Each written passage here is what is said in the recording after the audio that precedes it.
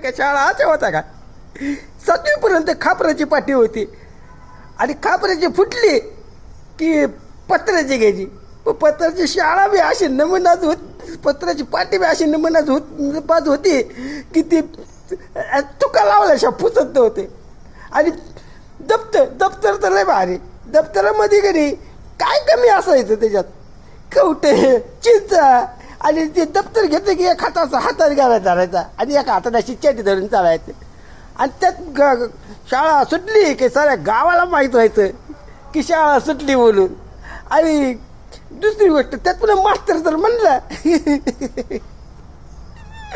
मास्तर जर म्हणला की 2-4 दिवस सुट्टी, मग तर काय, मग तर आवाजाला काही कमीच नाही बघायचे.